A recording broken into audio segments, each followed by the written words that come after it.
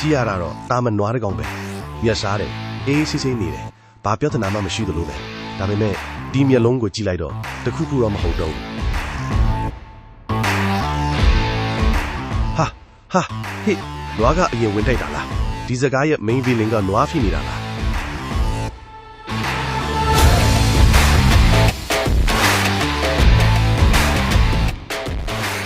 ဒီကောင်ကနွားမဟုတ်ရက်ွက်တွေကရန်ဖြစ်ချင်းတဲ့လူမိုက်ကြီးလိုဖြစ်နေပြီ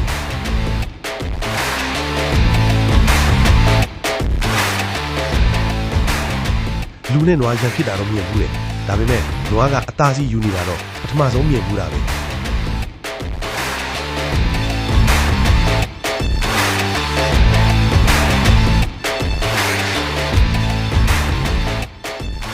တစ်ချက်နှစ်ချက်သုံးချက်ဒီကောင်功夫ပေတော့ကသွားတင်ထားတာလေ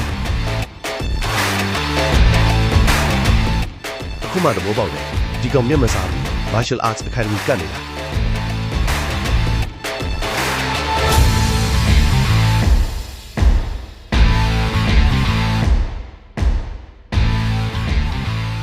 ကုန်းဘိုးတွေစက်တိုက်ထွက်နေတယ် Hero တော့ animation မပြီးသေးဘူး hit ကဝင်လာပြန်ပြီ Hero ကလည်းပြန်ချမှုစူးစမ်းတယ်ဒါပေမဲ့ level ချင်းမတူဘူးထင်တယ်နွားက XP ပုံများနေတယ်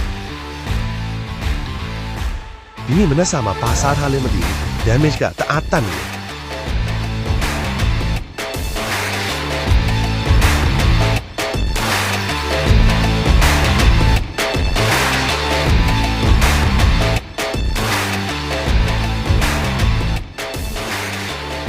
physics ဆရာတွေဒီစီးကိုကြောကြည့်လိုက်ပါဘာကြောင့်လဲဆိုတော့ physics ကအခုအချိန်မှာ alert ထွက်သွားပြီ